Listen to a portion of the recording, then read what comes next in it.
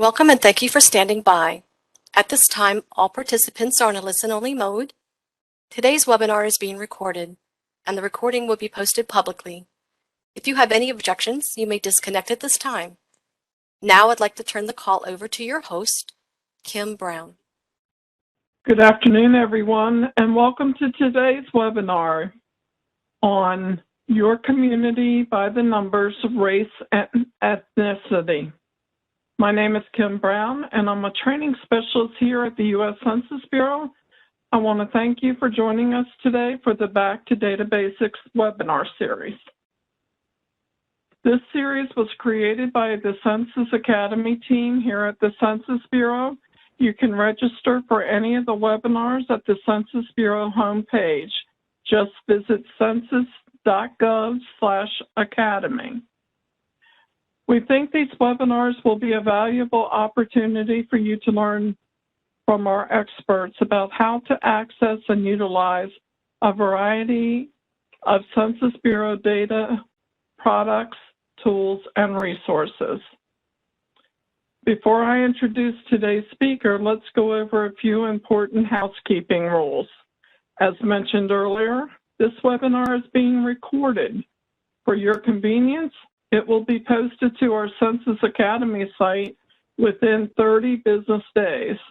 We'll post all supplemental materials, including the PowerPoint slides as well. In terms of how to ask questions during the webinar, you can submit your written questions using the Q&A panel, which is at the bottom center or right side of your WebEx screen. Please take a moment to locate that now. Once you found the Q&A panel, make sure you choose All Panelists from the drop-down menu. This will ensure we see your question. Don't send your questions to an individual panelist. We also ask that you do not include any personal or business identifiable information with your questions. Now let's talk about the chat panel. Look for that on your screen now. It's probably right next to the Q&A panel. Definitely keep that chat panel open also, because this is where we will provide key links and other resources. Keep in mind, you won't be able to respond to the chat. Chat is just for us to send you links and other resources. In the chat box, we will be sharing throughout the webinar the link for our evaluation. We are very interested in hearing from you on how we're doing. My colleagues, Anna Maria Garcia and Carol Miller, will be monitoring the Q&A panel. As time allows, we will answer your questions directly through the Q&A panel, or we will share your question with the presenter to respond to after the presentation. If we don't get to all the questions with the response during the webinar, we will post the questions and responses with the webinar materials within 30 business days. Lastly, near the end of the webinar, we'll put into the chat a link to our evaluation so you can tell us how we did today. We hope you'll take the time to complete, as we are always looking for ways to improve our training. As you know, we are in a virtual and sometimes technical difficulties may occur. If you are having issues, start by trying a different browser. Please consider logging out and coming back into the session. Now, I would like to introduce our speaker, Lacey Lofton. Thanks again for being here, Lacey. You may begin.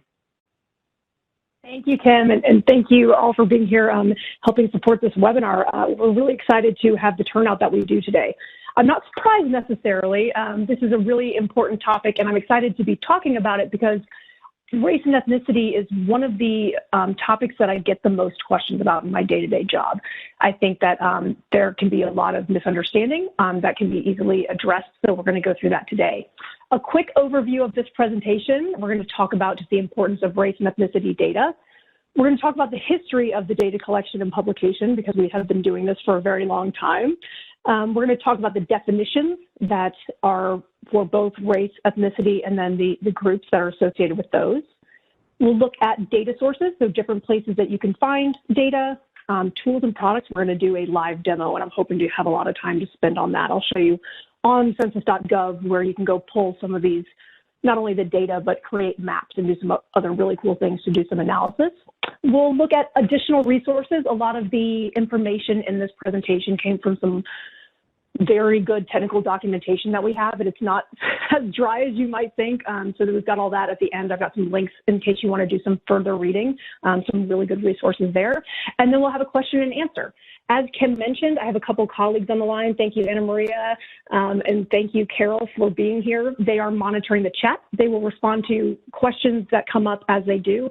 But if there's a question that comes up repeatedly, or if there's something that I completely missed and didn't realize it, they will jump in and let me know that I've missed it, and we'll try to address that.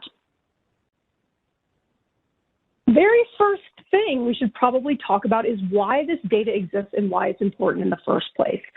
So the reasons that we have race and ethnicity data usually, or the reason they're important, is usually revolve around equity and ensuring that people are being treated fairly and equally. In order to be able to measure how people are being treated, you first need to understand who's in an area for different reasons. So first of all, a lot of federal programs will require reaching out to certain communities. This is where you get data on both race, ethnicity, and sex for a lot of these different options.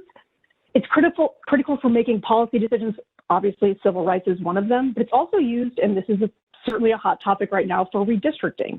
Redistricting is going on across the country right now on a state level, and this is one of the 5 main data points that is used to redistrict the House of Representatives within the states.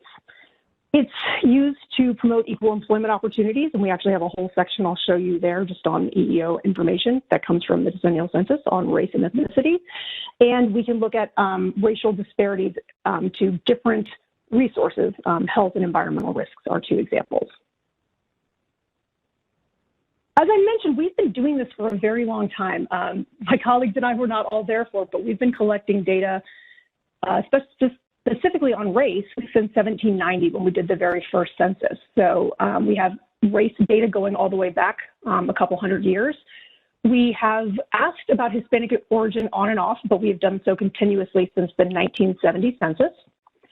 We currently, and over the last several decades, have been using the racial and ethnicity definitions provided by OMB, which is the Office of Management and Budget. They are the ones who define these categories for the entire federal government, and we stick to those. Something that's important here is all of the data that I'm going to present, all of the data that we collect, we're asking people to self-identify. So we're asking you how you identify as a person, so what race and what ethnicity, and we'll go into some different areas there and talk about how people respond, and we'll look at some changes over time as well. The biggest concept that we're going to focus on today, and it's a unique one, and it's sometimes a struggle for people, is the Office of Management and Budget defines race and ethnicity as 2 completely separate things, and this really is the question I get most of. It can be really confusing. So ethnicity, we're going to go into that, and race are completely separate, mutually exclusive, not only for data collection, but also for data tabulation. I realize this is a hard chart to see when we have the PowerPoint available. I think it'll be a little more useful to you, but let me walk you through this chart. On the bottom is just a timeline starting at 1790, and along the right, we have the different races and ethnicities and when we were collecting data for those. So just from the top, we have American Indian or Alaskan Native, and we have Asian. Blue is Black or African American. Green is Hispanic or Latino.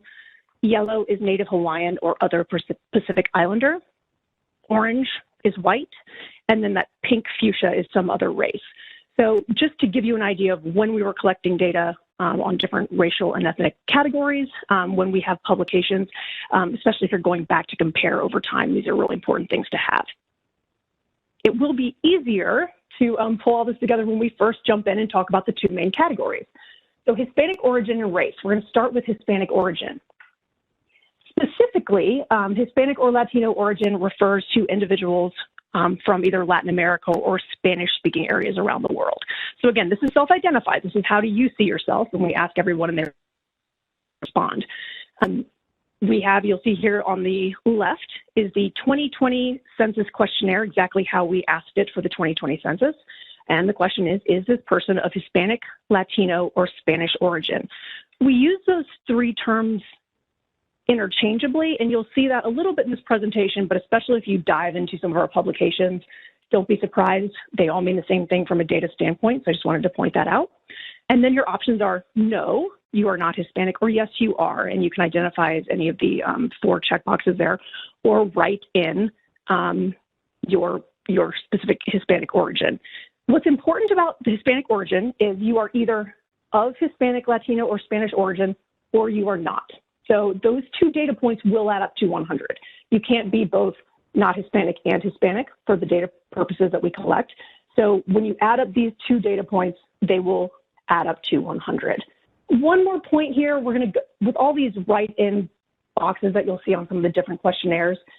The lists of examples are the largest groups of individuals within whatever that category is. So here we have, Salvadoran is the largest Hispanic, Latino, or Spanish group in the United States. So that's why they're listed that way. And we change those every decennial as the population changes. Race is a little bit more complicated in how we tabulate the data, but it's really cool how we collect it, and that's changed over the decades as well. So generally, the racial categories included in census questionnaires, but also all of the other surveys that we do, and there are 130 of them, and usually race and ethnicity are included in them. They reflect a social definition of race. So it's how it's recognized in this country. It does not have anything at all to do with biology or genetics. It's truly a social representation of race. So we'll talk about that a little bit more as we go forward. Again, we're self-identifying. And unlike Hispanic origin, where you're either or, here we encourage people to check as many boxes or fill as many blanks as they feel describe them. So this is where it can get a little bit confusing. Let me walk through the 5 categories that we tabulate. But for Office of Management and Budget, we have American Indian or Alaska Native, and that is a person who has origins of people in North and South America. North and South America, which includes Central America.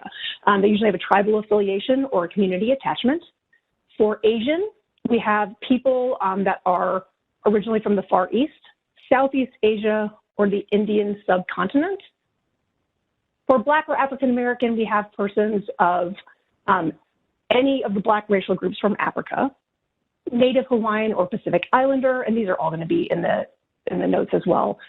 We have any person living with origins from, and there's a whole list of different islands that people can be from to fall into this category. It's a really long list.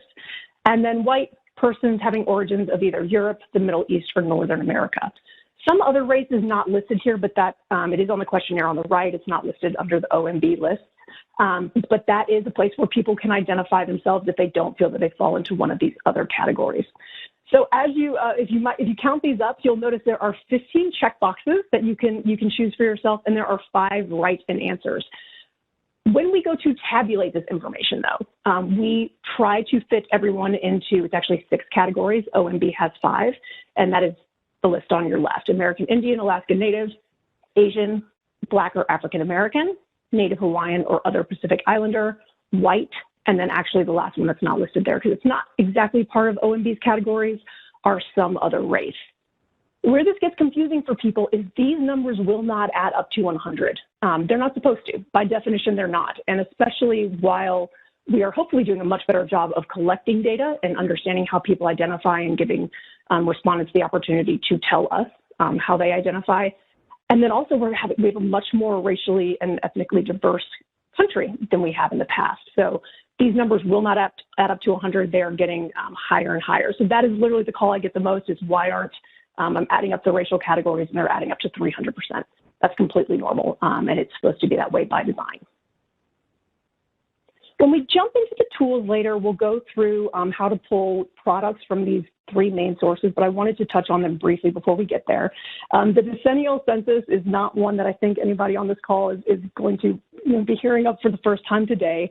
It is one that's done every 10 years. We just released a whole other round of data from the 2020 census. It's done every year that ends in 0. And they are the official counts of not only population, but housing. One of the data points that we do collect, and there are really only 5 data points we collect from individuals, is race, and the second one is ethnicity. So it's a big chunk of the questions we ask for everyone. Data from the decennial census is available down to the block level. So you can look at a really granular level. You can look at truly block to block. When you think about a dog, walking your dog around the block, you can get data on who lives in each of those areas. It's mostly used for redistricting because it's such a small geographic level and it's fairly limited data. It's mostly used for redistricting and distribution of federal funds. The American Community Survey is it's a survey, it's not a census, it's not a total count, but it's a very big survey. So we survey about 3.5 million households a year. And we ask a lot of questions of these households. If you've ever filled out the ACS, you probably remember it. And this has some awesome race and ethnicity data with it that also combines with other characteristics of individuals. So while the decennial census is really just where do people live and some very basic information, the ACS can tell you, okay, people that white, what is the educational attainment? People that are of Hispanic origin, what fields are they working in? How do people commute to work? What is not even educational attainment, but educational enrollment? So you can do a lot of those cross-tabulations and understand not just where people of different origins or ethnicities are or races are, but you can actually understand how they're living in different places, what the social characteristics of those groups are. And finally, last but not least, population estimates. We just did a webinar on this a couple weeks ago if you want to go find out more about it. These are the official intercensus estimates. So the decennial comes out every 10 years. The ACS, we release different information every single year, and the population estimates are released every year as well. And those are the official counts. So say you live in Houston, Texas, the intercensus year, so 21, 22, 23, 24, all the official ones will come from the population estimates program. What's important is every single one of these surveys, by design and very much on purpose, is asking the race and ethnicity questions the same way. So what's awesome about that is they're comparable.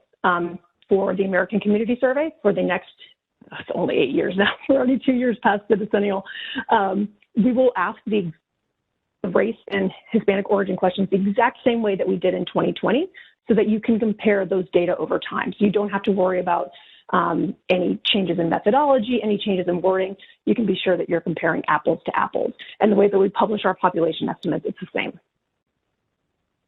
Okay, now we're getting into the fun part, or at least what I consider to be the fun part. Let's start looking at some data, and then we're going to go live on our website as well. I'm going to show you how to pull this yourself for your area, for whatever population you want to be looking at or examining. This is the smallest one, I promise. Just bear with me for a second. I know these are really small. This is data from the 2020 census, and it has information by state.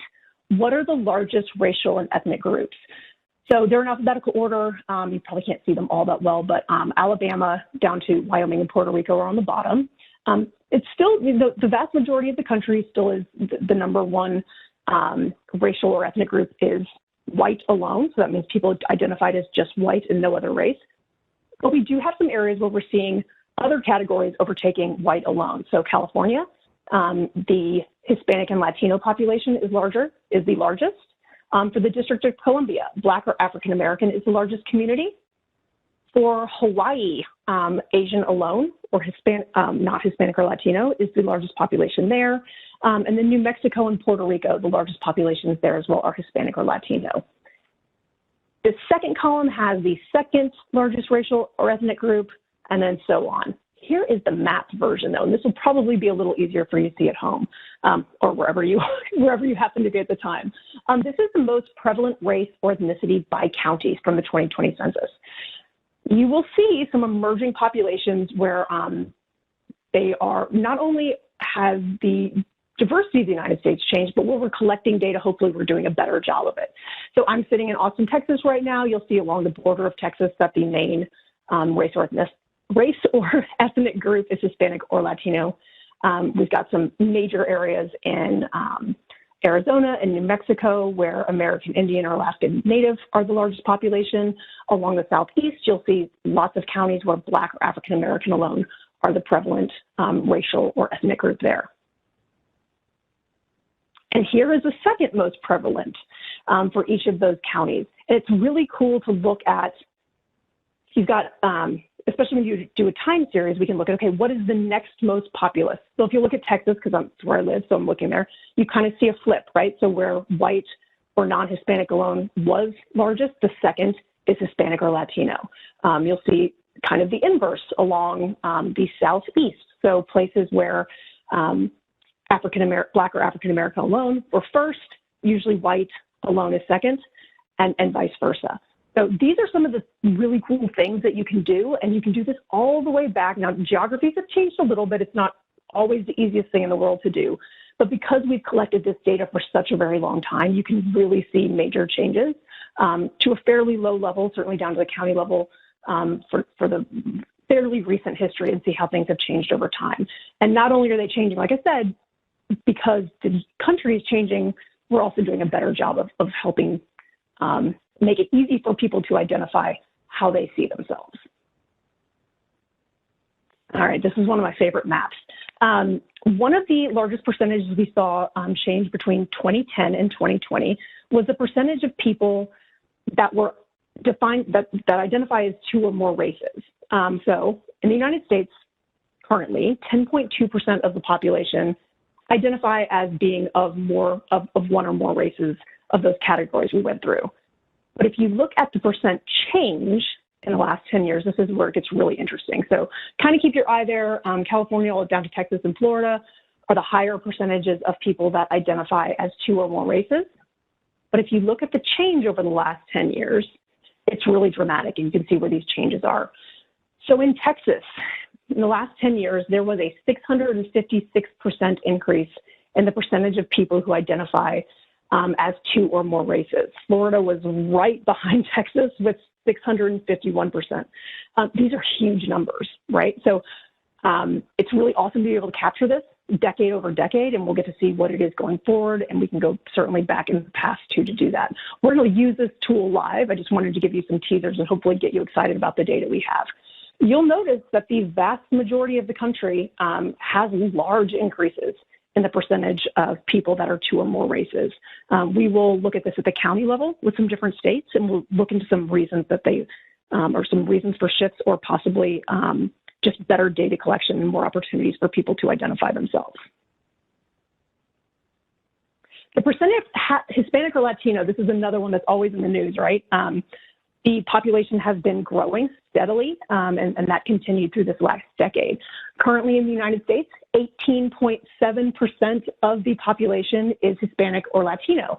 I'm not going to ask you guys to raise your hand or type it in the chat, but think for a second about where you think over the last 10 years the largest increases would have been. So here we've got, this is just the statement of how things are now in 2010.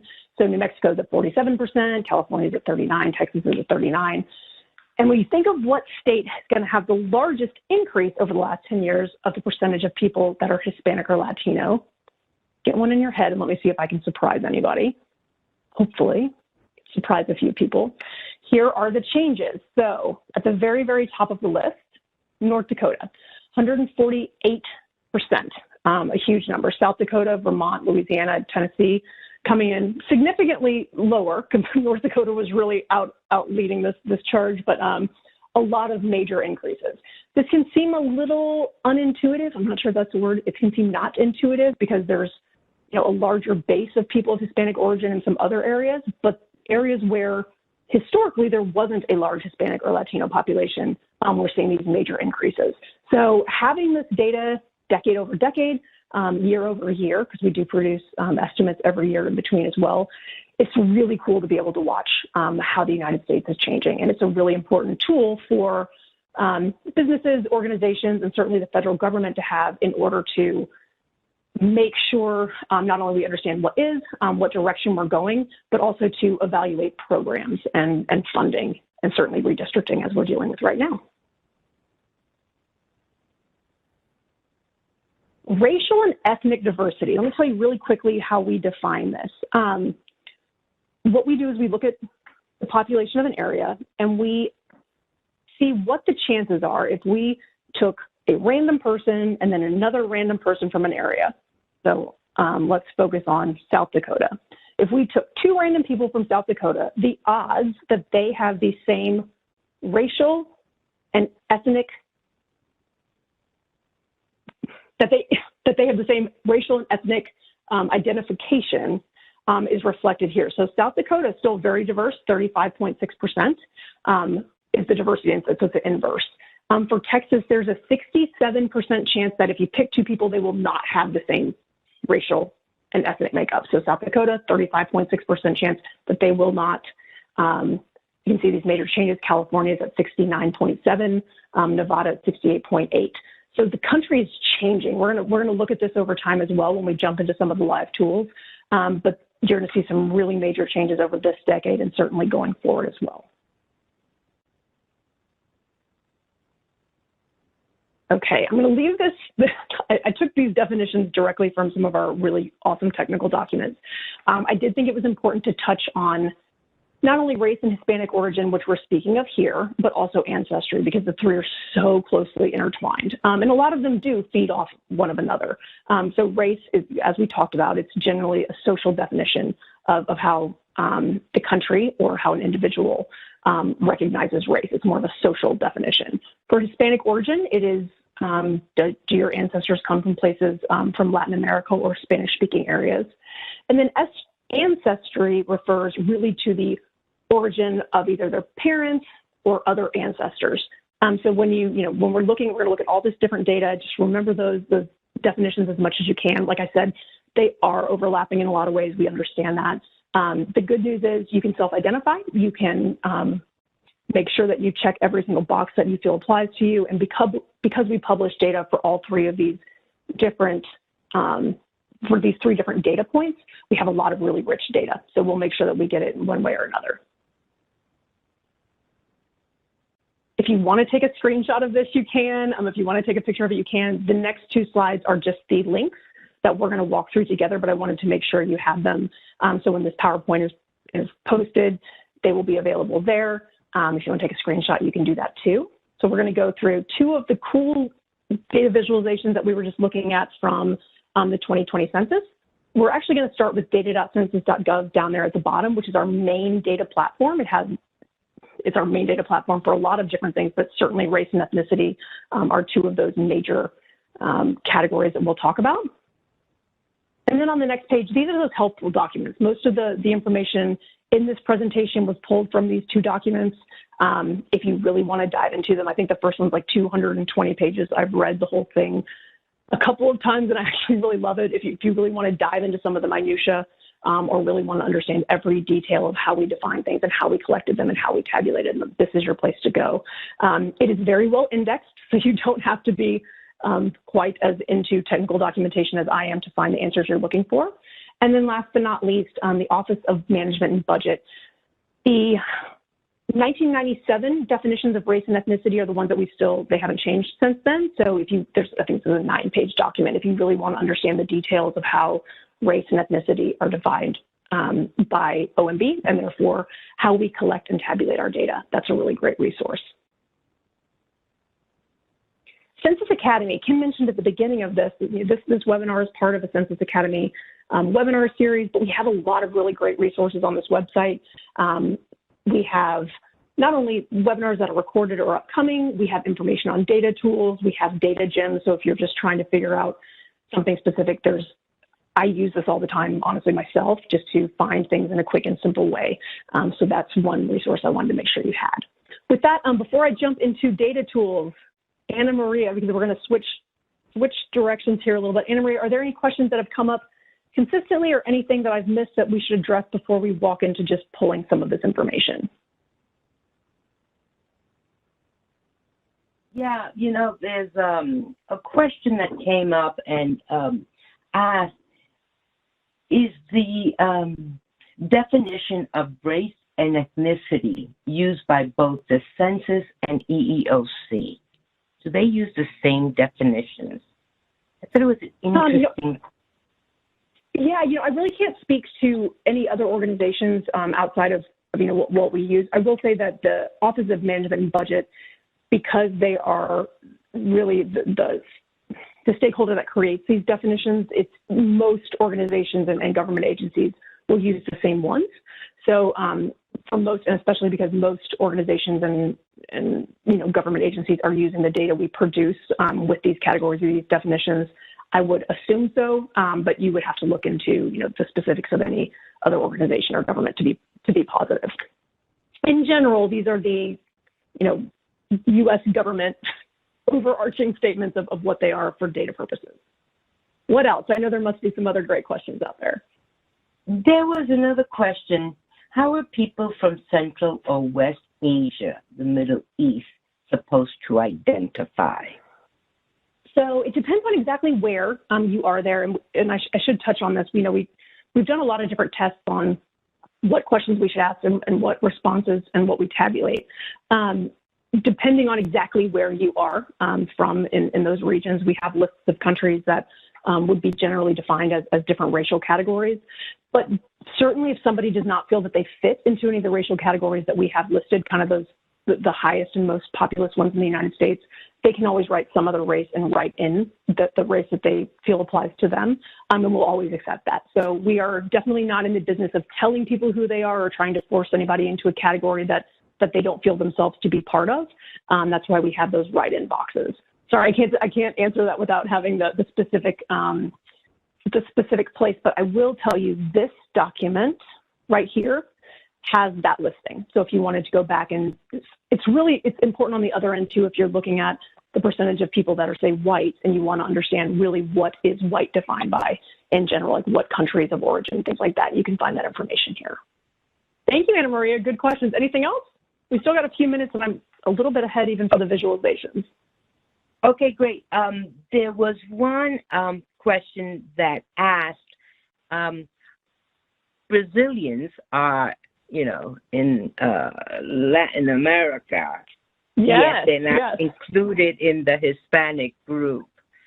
Yes, and we have a lot of colleagues who are from Brazil, and this is they're a unique unique population because it's not a Spanish-speaking area.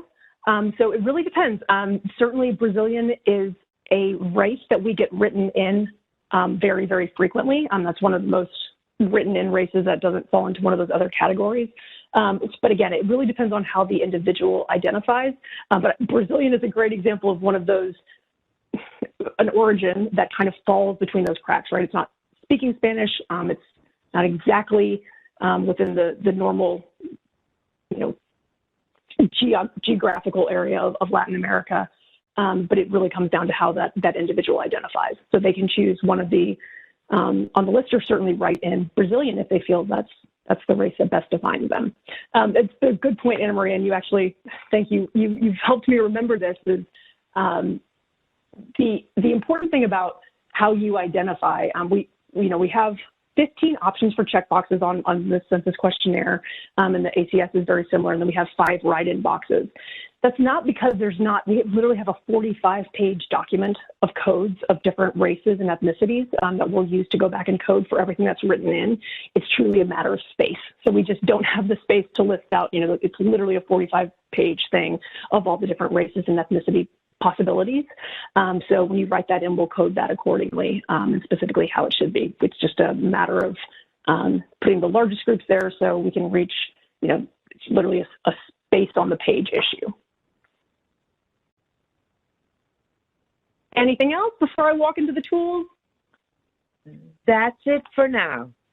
Okay, excellent. Thank you so much. You're we're welcome. going to not spend too much time on each of these tools simply because this is being recorded. So you can always come back and you don't have to memorize any of this now.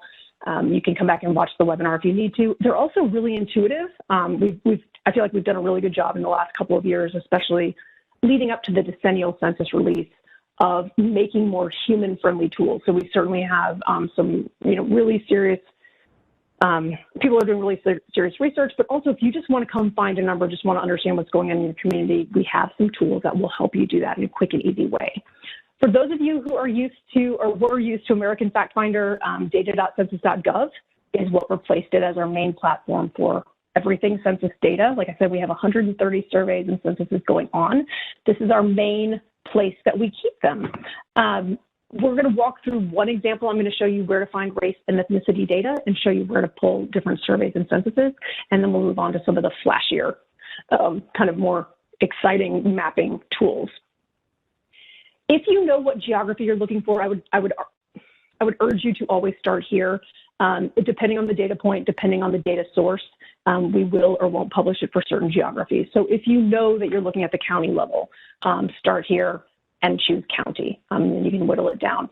All of these are just ways to whittle down from this massive data pool that we have. So for everything you select, we'll limit the results to that, and then more and more and more as you select more things. Start with geography. It'll save you a lot of heartache if you find this really cool data topic you want and then find out it's not available for the geography. For our purposes, I'm just going to go with the nation, show you how this works. This is race and ethnicity data is available down to very low levels in a lot of cool geographies. So I think this is a good way to just get an understanding of how the tool works. If you know what survey you want to look into, I think the vast majority of you are probably going to be using American Community Survey data or the Decennial Census data. Again, Decennial Census is every 10 years.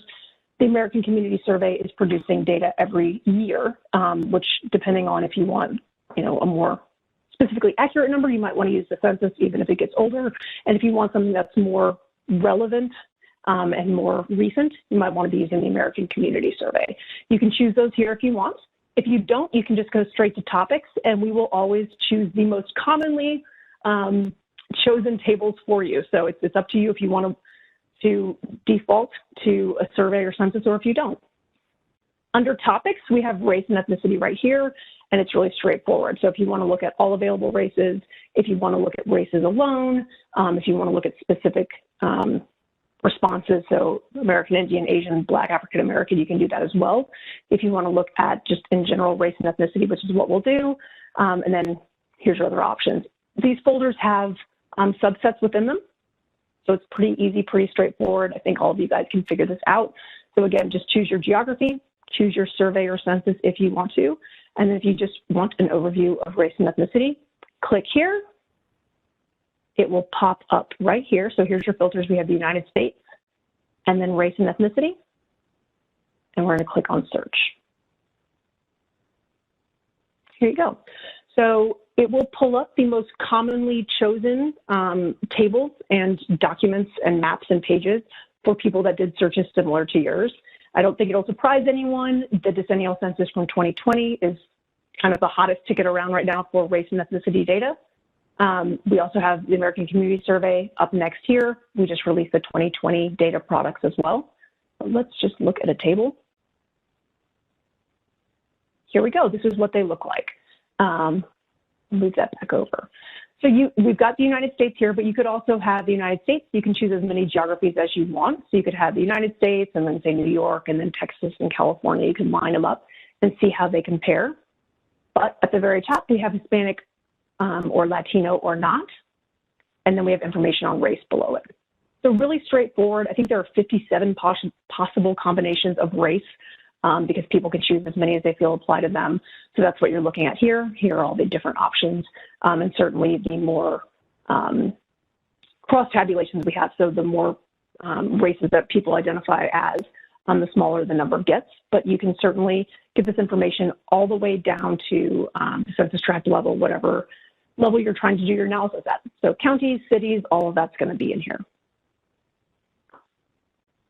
All right. I know that, so these tools, we have webinars and we have data gems on that Census Academy that will go in depth in these. I'm just touching on the highlights here. If you have any questions, you can always email us. We can point you in the right direction for some more tutorials on these actual tools. We wanted to focus more on what was behind the data and behind the tabulations. This is one of my favorite visualizations, and you'll probably recognize this from some of the slides that I showed earlier. This is to compare data from 2010 to 2020 to really look at the changes. We have, let me scroll up just a little bit. This is race and ethnicity. So first we're looking at race, again, because these are completely mutually exclusive.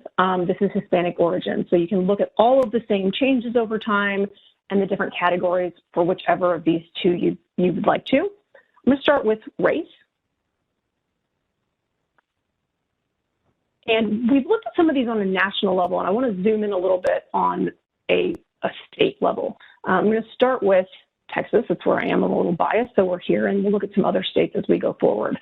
If you just click on the state, it'll tell you the percentage of people and how they identify by different races. So 50% of the population is white alone. We have 12% at Black or African American, American Indian, Alaska Native at 1%, Asian alone at 5.4%, Native Hawaiian, other Pacific Islander at 0.1%. Then some other race is 13.6%, and I think nationwide it's about 10%, so that's a little higher. And then 2 or more races, that's where we saw that really dramatic increase. This is where you will look to see how things have changed over the last decade. So the percentage of population white alone has dropped by 8.6%.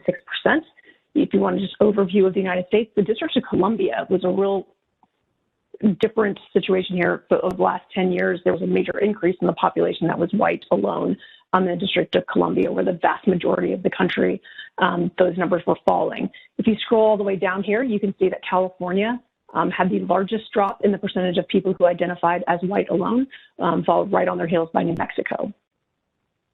Let's look at California. So you can zoom in if you want to look at, sorry, Connecticut is not quite the same. Anna Maria, I know you're up in that direction. Maybe I was just channeling you. If we click on California, this will show us the same data, but by county. So you can really understand on a more granular level where these changes are taking place. So in the lighter areas, the percentage has fallen relatively, a smaller amount.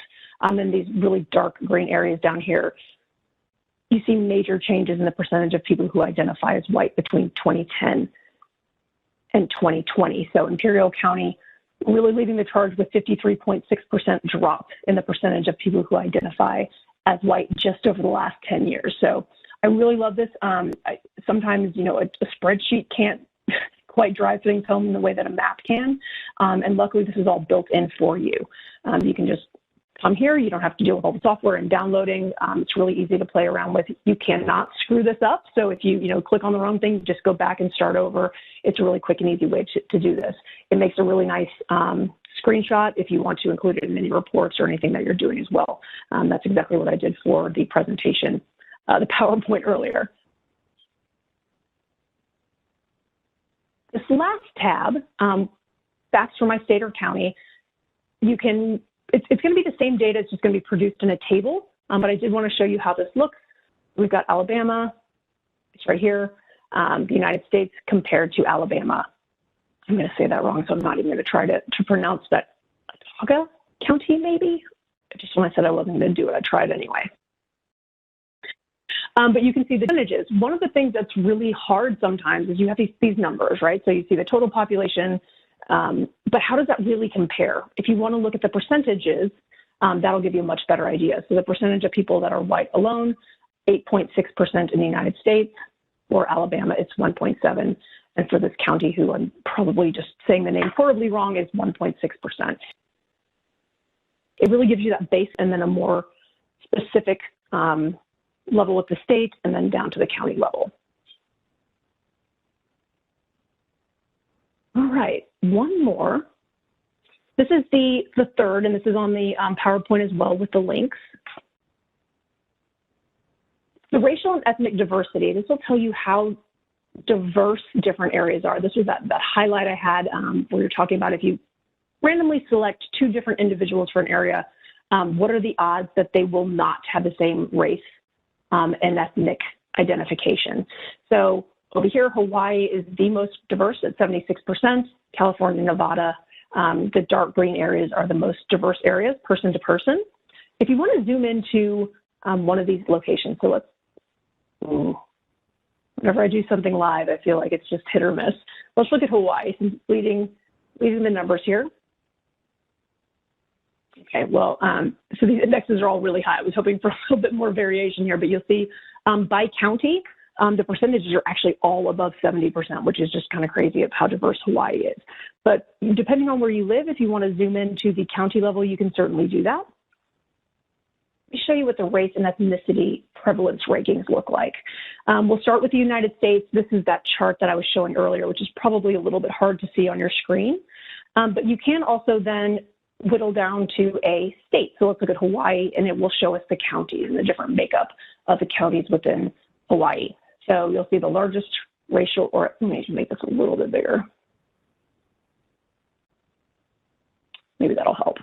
The largest racial or ethnic groups, then the second, third, and your diffusion score. So again, orange is white alone, black or African American is blue, Asian is purple, I'm sorry, American Indian, Alaska Native is purple, Asian is red, Native Hawaiian or Pacific Islander. No surprise here that there's some large populations in Hawaii, and then some other race alone or two or more races. So you can just see how counties compare within states, or you can look at how states compare within the United States.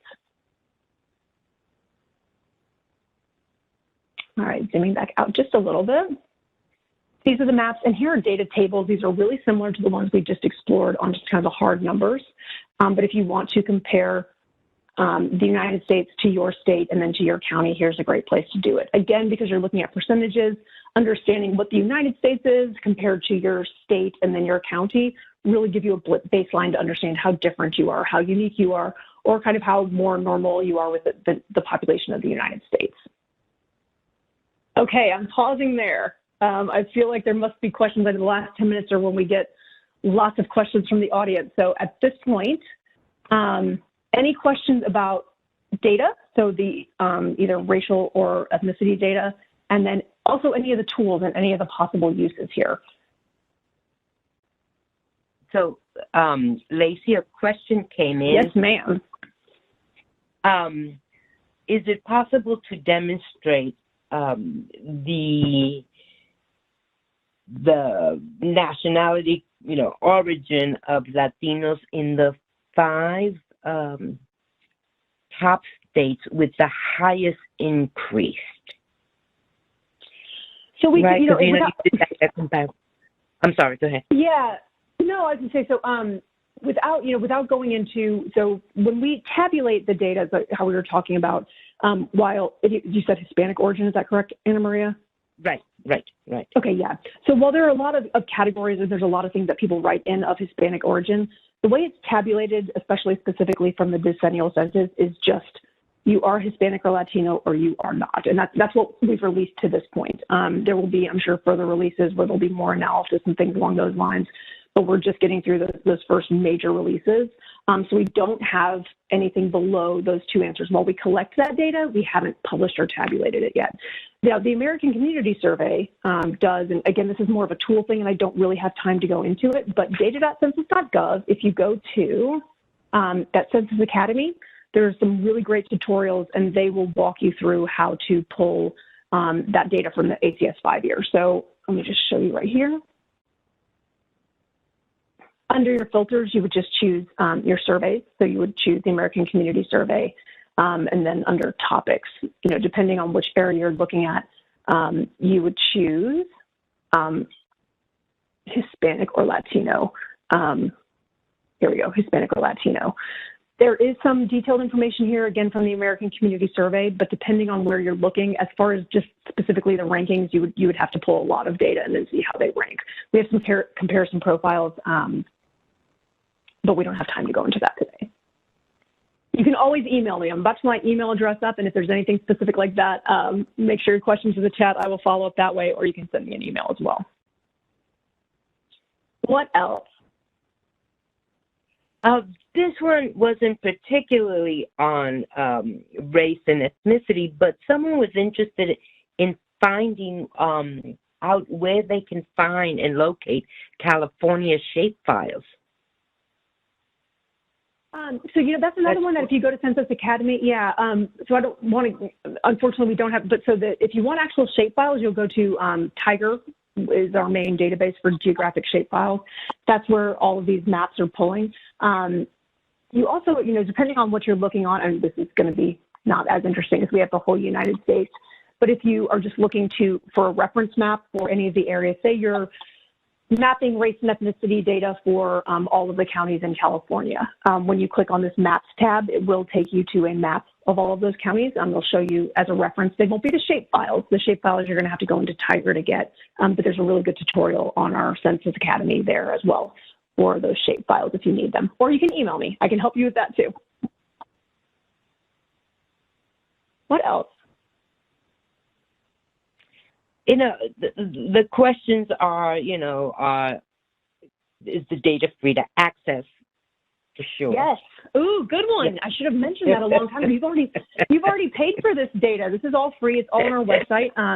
All the links I sent, except for with the exception of the OMB link, they're all within census.gov. All that information, it's already paid for. It's all free. It's publicly available. You can use it however you feel appropriate. There are a lot of applications and a lot of uses, but it's all yours. It's there and it's ready. And we get that question a lot. Is there any behind the scenes? Is there any hidden information? Nope, it's all out there. It's all on our website. It got a lot easier to disseminate data after we had the internet. So it's a lot better, right. A lot easier than trying to find a book somewhere. But yes, it's all there and it's free. It's publicly available. Lacey, another question that came in, what's the difference between a census and a survey? Sure. So the decennial census is a big one. At least that's how we refer to it kind of internally, is an actual count of every single human being in every single housing unit or place that people sleep in the country. So it's not a sample. It's our job to identify every single place that people live or could live. And then it's our job to go enumerate each of the individuals in each of those locations. So it is a full census. It's counting every single person, every single household. The surveys are a subset. So we'll use that universe of where we know everybody lives, and we'll pick out a sample of that. We use a random stratified sample. So we'll sample from each county or county equivalent in the country and make sure that we're representing the area appropriately. And then we'll do a smaller sample. So out of the, I want to say 130 million housing units in the country, we do 3.5 million a year. So it's a sample, but it's a very big sample. And the response rates are very high. It's required by law, and so the margins of error are very low. So the census is an actual count of every single human and housing unit. A survey, so the American Community Survey, as we touched on here, is a sample of those households and individuals. It's a good question. Yeah, we've had a lot of great questions. Go ahead. What else? Yeah, I know. I'm going through the questions and they're pretty interesting. Actually, this person wanted to know how are we distinguishing, we at the Census Bureau, a Black American from an African American? The good news is we aren't. Yeah, go ahead. Right. Good. No, go ahead. No, so first of all, that's one racial category by OMB standards. So there is no difference from how we tabulate Black or people of African American descent. It's one checkbox. But the good news is we don't attempt to do that. So we create the questionnaire and we try to give you all the options we possibly can, and then you can write anything that you feel applies to you if it's not on that questionnaire or not in that survey. So we aren't trying to make those determinations. We leave that up to the respondent.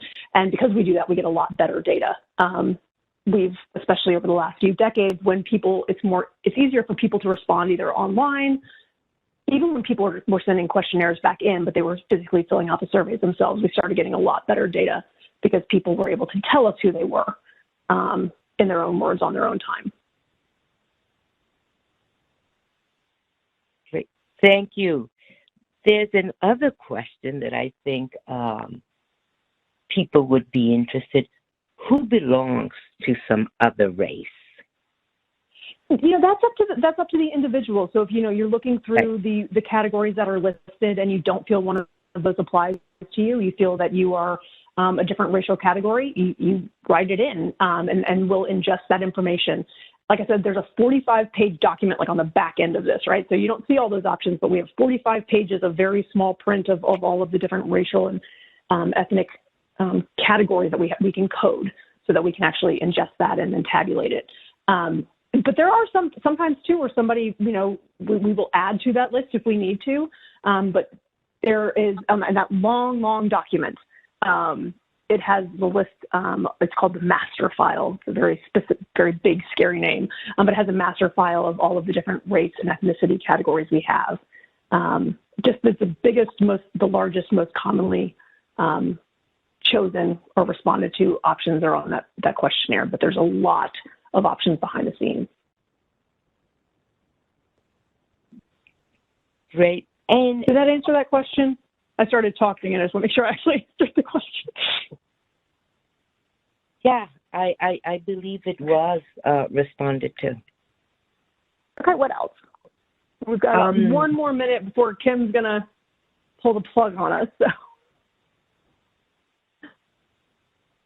And there was a question, do you publish the origin data before it's, you know, collected and presented as a racial category? And so the origin is actually, yeah, it's completely separate. So we certainly do publish it. That's something that we've already published from the decennial census. We certainly publish through our population estimates program.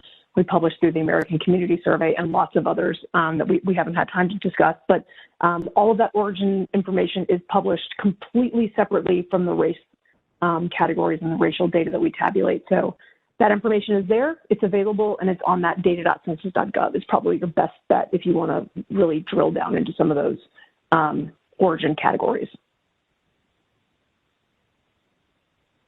Great. There are some other questions, but I think that you'll probably want to respond to, you know, go through the questions and then respond to them because there might be some individual instances which would not. Okay. Yeah, that's it then. Thank you for that too. Yeah, no, there are going to. I know there's going to be a lot of specific questions that apply to either a specific location, a specific race or ethnicity, and I promise you, I will get those to you by. You know, we're working on this. Kim's going to post all the questions and answers with this transcript with the PowerPoint as well. So we will answer those, even if we weren't able to get to them today. And with that, Anne Marie, if there's nothing else, Kim, I'm going to turn it back over to you and put up my contact slide before I forget. So thank you very much, Lacey. That was the most interesting presentation. Before we conclude, I'd like to thank everyone who played a role in today's webinar. And also, of course, thank you to you, the audience, for spending your time with us this afternoon. Please take a moment to fill out the evaluation by following the link provided in the chat throughout the presentation. Look out for in the PowerPoint of this presentation on Census Academy by visiting census.gov/academy. We want to remind everyone that the next webinar in this series is called The Psychology of Mapping Census Data. That will be presented on Thursday, March 24th at 2 p.m.